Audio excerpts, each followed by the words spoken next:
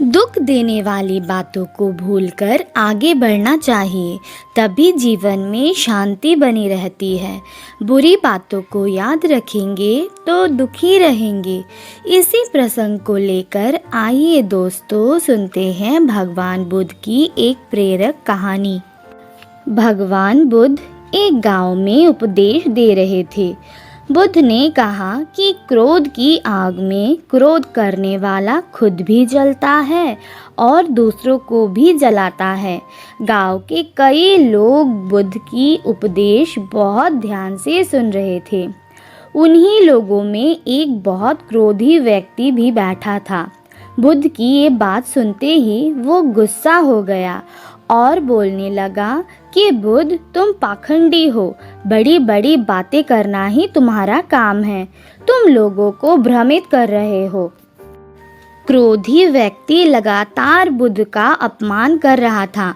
वहाँ बैठे सभी लोग ये देखकर हैरान थे कि बुद्ध ये सब बातें शांति से सुन रहे थे। बुद्ध को शांत देखकर वो व्यक्ति और ज्यादा क्रोधित हो गया। वो वहाँ पर थूक कर चला गया। उसके जाने के बाद बुद्ध ने उपदेश देना फिर शुरू कर दिया। क्रोधी व्यक्ति जब अपने घर पहुंचा तो उसका मन शांत हुआ। उसे अपनी गलती का एहसास हो गया। उस समय रात हो गई थी। अगले दिन वो सुबह जल्दी उठा और बुद्ध से क्षमा मांगने पहुंचा, लेकिन उस गांव से बुद्ध निकल चुके थे। वो व्यक्ति बुद्ध को खोजते हुए पास के गांव में पहुंच गया। वहां उसे जैसे ही बुद्ध दिखाई दिए, वो उनके चरणों में गिर गया और क्षमा मांगने लगा। बुद्ध ने उस व्यक्ति से पूछा, तुम कौन हो और क्षमा क्यों मांग रहे हो?